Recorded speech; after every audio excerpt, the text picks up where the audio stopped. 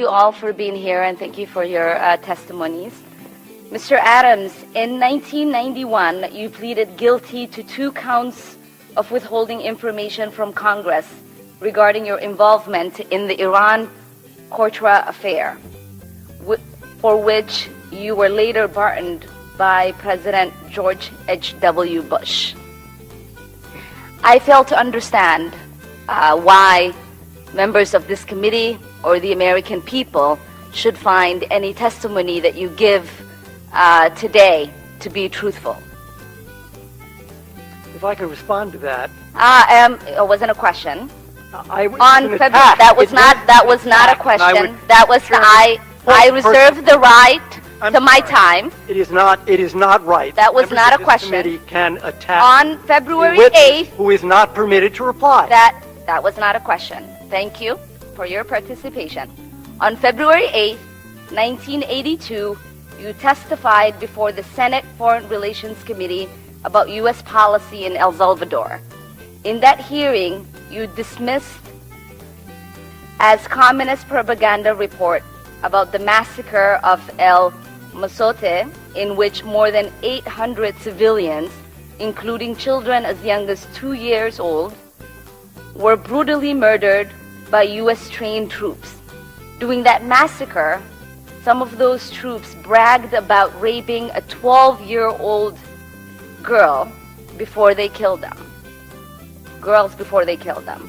You later said that the U.S. policy in El Salvador was a fabulous achievement. Yes or no, do you still think so?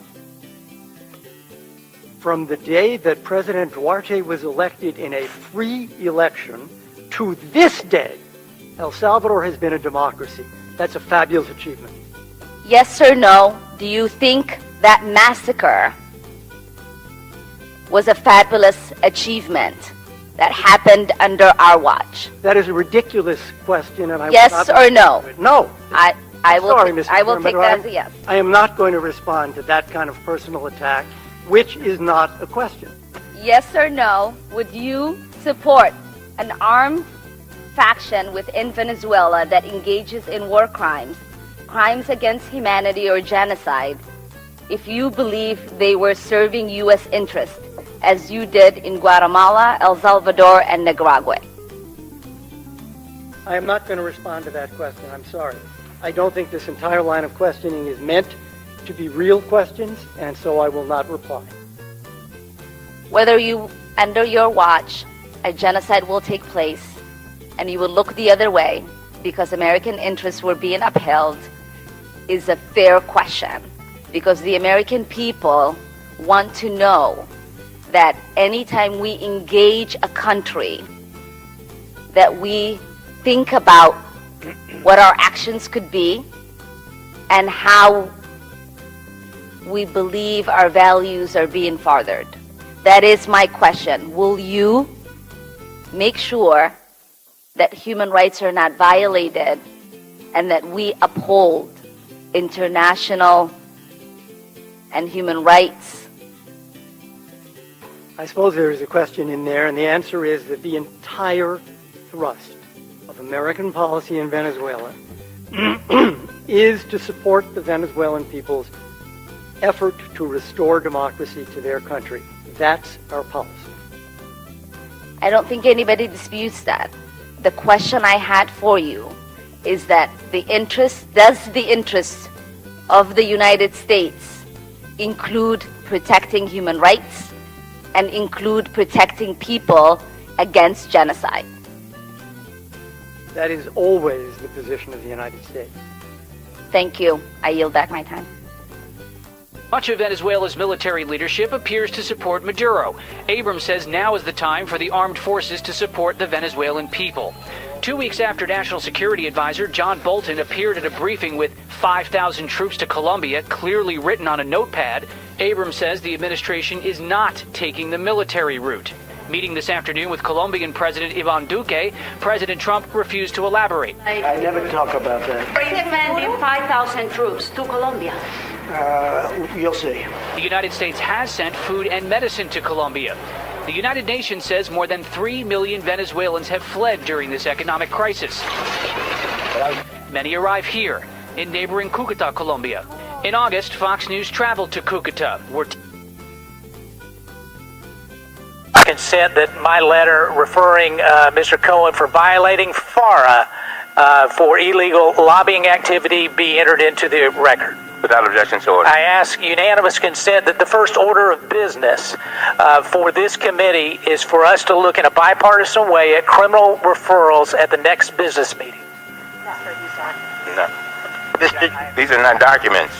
They're objections. They're objections. So we're objecting to a unanimous consent request? Is that what, Mr. Chairman? I'll take care of Heist. Don't worry. Yes.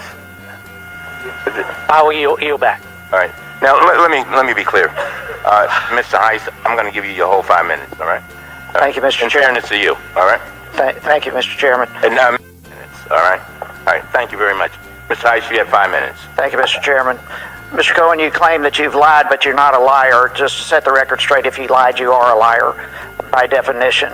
You also said a moment ago that the facts are inaccurate. If they are facts, they are accurate, and that would make you inaccurate. But I'd like to take a moment to, I'd like to know who you consulted with to prepare for today's hearing, Lanny Davis, and who else? I consulted with my counsel, Lanny Davis, as well as Michael Monaco. All right. Did you or Michael or Lanny Davis or anyone else cooperate with the Democratic majority to prepare for this hearing?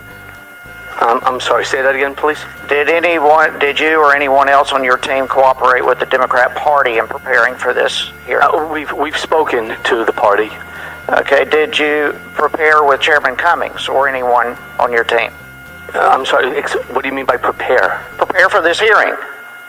Prepare? I prepared with my counsel. Did you prepare with the Democrat majority or Chairman Cummings? We spoke with Chairman Cummings and the party. With Chairman Schiff? Spoke with Chairman Schiff and his his people as well. Were there any other individuals acting as a liaison for you with the majority party? I'm sorry, sir. What are you saying? Did you have a liaison other than these that you've mentioned who were working with the majority to prepare for this hearing? Liaison. We spoke with the various individuals that you just raised, yes. Tom Steyer, regarding him or any of his representatives, anyone associated with him, is he or any of them paying Lanny Davis to represent you? Not that I'm aware of. Who is paying Lanny Davis? At the present moment, no one. So he's doing all this work for nothing? Yes, sir. Okay. And I hope so. I kind of doubt it. But how did Lanny Davis come to represent you? Did he approach you or did you approach him? I reached out to Lanny Davis at the recommendation of my former counsel over at McDermott, Will, and Emery, who knew Mr. Davis and Mr. So you reached out to Mr. Davis? I did, yes, initially. Okay. So did you want to testify before Congress, or did he urge you to testify here?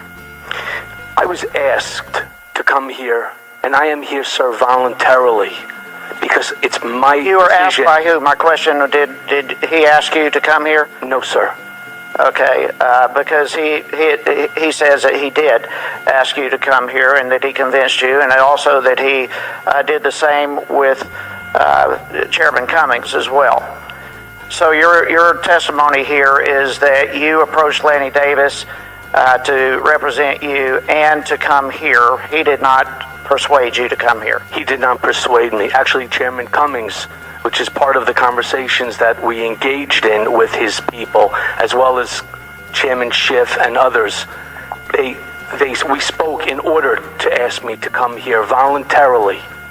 I find the connecting of the dots here with Mr. Davis and you, and frankly the chairman and perhaps others, to be rather stunning that there is an agenda for all this happening here today, and I believe, frankly, that that's to bring the president down, to impugn the president. You made an oath last time you were here, and that oath meant nothing to you then. We had an oath here in this very room about a month ago, and it was, quote, "Be clear that I will seek the truth, nothing but the truth, so help me God," end quote. That sounds like an oath to me. The chairman made that statement in this very room last month. But here we are today, our first big hearing, with, as you and we all know, a convicted liar, lying to Congress, a criminal. And I believe this witness is totally incompatible with the stated goal of having to seek the truth in this hearing. This is the first time in the history of Congress we have someone testifying here who has already been convicted of lying to Congress. So congratulations for being the first in Congress to do that, and Mr. Cummings as well. I can't believe we have brought this committee to its knees in terms of losing its credibility. And it's a shameful mockery of what our purpose is. I yield back. Gentleman's time has expired. Mr. Do you have proof? Do you have proof? Yes or no? I do.